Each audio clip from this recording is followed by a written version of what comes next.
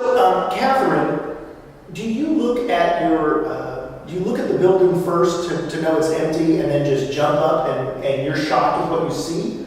Or do you kind of study it first to see if it's going to make a good photograph?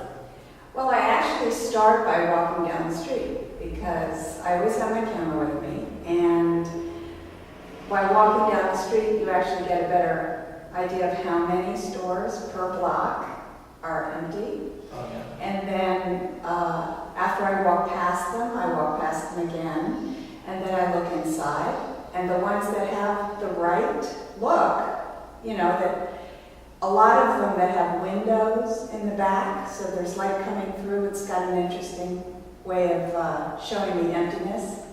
I'll take those. I've taken hundreds. Wow. Actually, I felt my first reaction when I realized how many of these empty storefronts there were was grief. And so that's what this is based on. It's based on a political position that the economy has created the end of the dream for a lot of people who have tried to make a living. And it destroys individual lives. It's on this level, the mom and pop stores. It's not, I don't really care if a big, huge building, retail store goes out of business, but it's the mom and pops. So on that level, it's a political issue for me.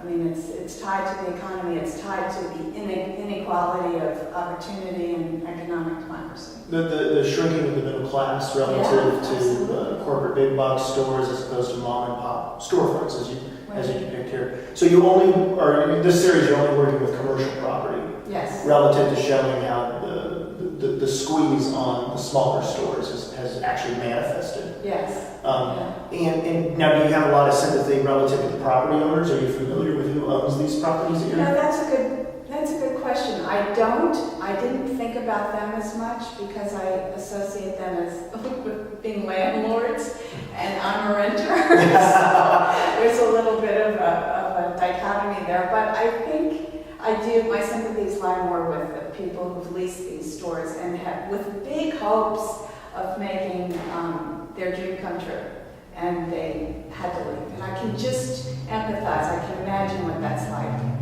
And how does the shadow play into it? Outside the formal qualities, obviously, of giving you the ability to peer into, blocking the outside light that's reflecting off the glass. Outside of the formal qualities, the shadow has many layers of meaning. The shadow side, the darkness, the human form. How do you play with that? Well, when I saw the result of the shadow, I think it emphasized the loneliness of the place, not to anthropomorphize the empty building, but feeling like it was a living being that was abandoned. Mm-hmm. But also, I wanted a way to show someone is looking in, because in fact, every day people walk by these stores and they never look in. So it was like, yes, somebody is looking. In your experience as a photographer relative to the response of the public, are these popular in the sense that obviously they're not making anybody happy, and yet there is a certain poetry in all of these. I mean, there is an austere beauty in a lot of your work.